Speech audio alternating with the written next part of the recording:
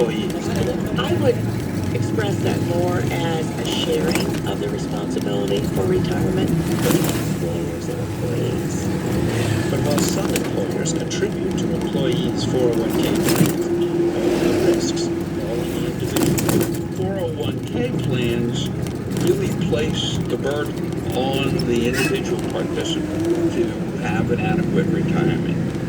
And the vast majority of insurance people don't have very complex plans.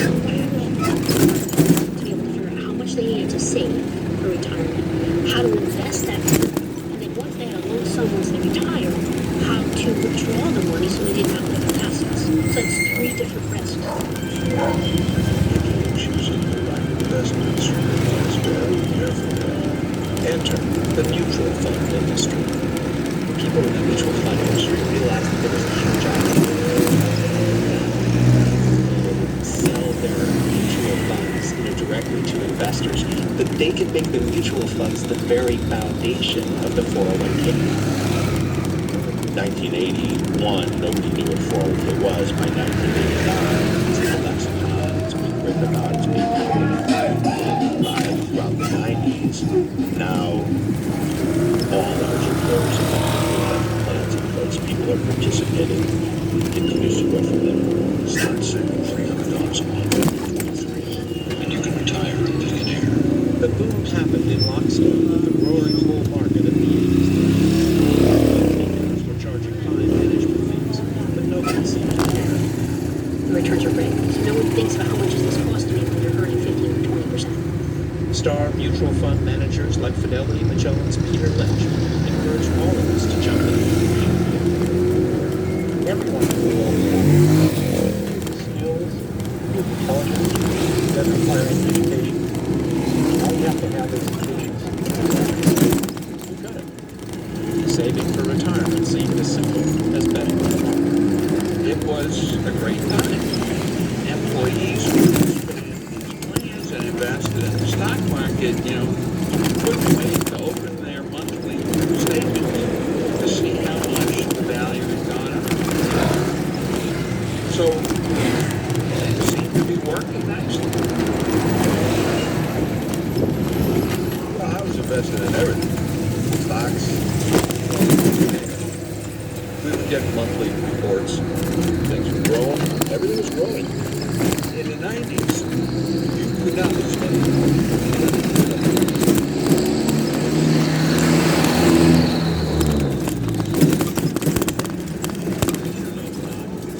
The economy was doing great. You had all kinds of gains in the stock market. It was kind of the dot-com era.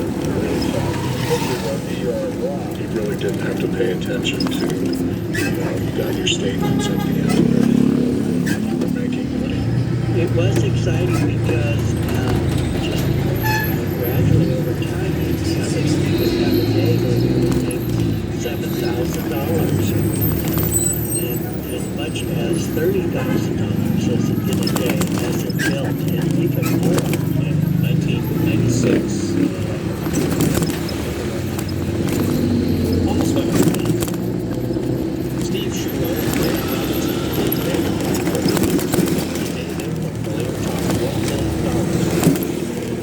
November 11th, 1999. Oh, that was a nice day, that day. It's when our portfolio went over $1 million, so that was just, it was like, this is how investments work. Investments in employees. That's how I thought. It was a manic Monday in the financial markets. The traders are standing there watching in amazement. But in the spring of 2000, the market collapsed. We did not know. This is our portfolio had gone all the way down to what it was in 1996, from 1.5 million to 500,000. 460, I think. All that was gone. At the height of the internet bubble, Americans had also stuffed 19% of their retirement money into company stock. Absolutely. For savers like Debbie Skazinski, who worked for Comdisco, a computer leasing company, the fall was precipitous. I was close to $500,000 I had in my 401k with company stock. You know, it was like, wow, look at all the money we have. Look at what is happening. You know, I can retire probably when I'm 45. The dot-com failures continue to mount. Skazinski not only lost her savings, she lost her job. This bill today filed for Chapter 11 bankruptcy protection, including another 200 jobs cut short. Oh my God, who's list of corporate bankruptcies? The day I got laid off, I lost it. I thought, oh my God, I'm a single parent. I have no job. I have a house payment. What do I do? You know, and I was scared. Really scared. I didn't have much of a I couldn't even borrow against it. And it was just something that I never foresaw, ever. You know, losing my job, ever. Never.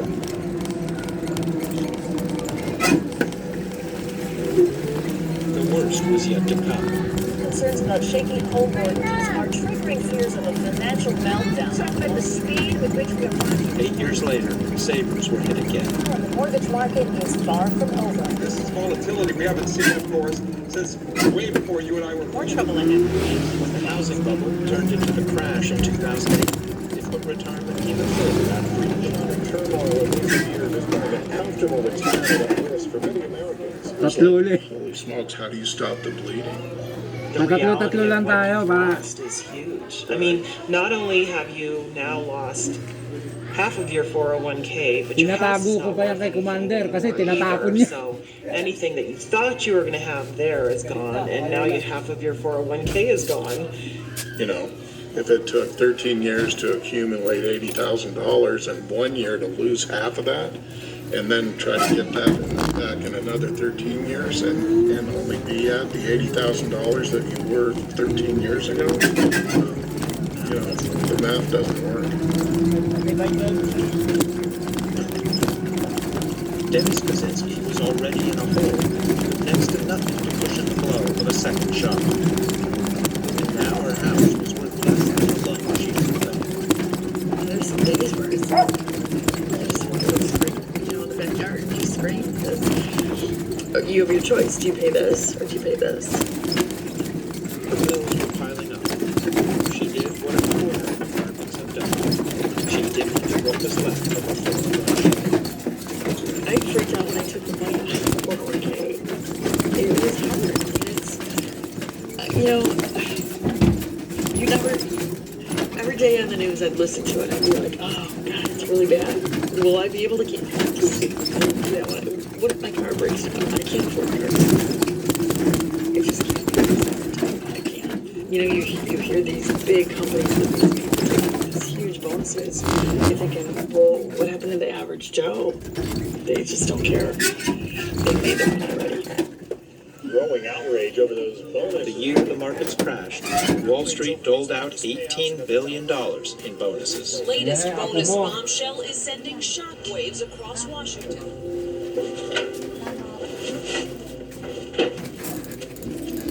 Robert Hilton Smith entered the workforce in 2003.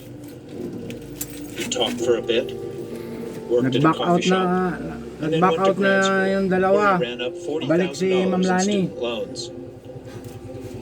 But on the bright Hindi, side, he mas had no maganda savings naman to talagang lose mamuno during yung the 2008 crash. babae kaysa... When he graduated with a master's in economics, he was hired at a small think tank in New York. They had a 401k, and he began to make regular contributions. But even in relatively good money, he began to sense that something else was wrong. I have a 401k, I save in it.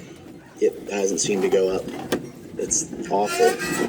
I kept checking the statement and be like, why does this thing never go up? This is weird. I mean, the stock market I knew was up and down, but I was like, I still should be seeing some returns. Hilton Smith decided to make a research project out of the subject. He began by looking at the investment options inside his 401k plan, 22 funds in all.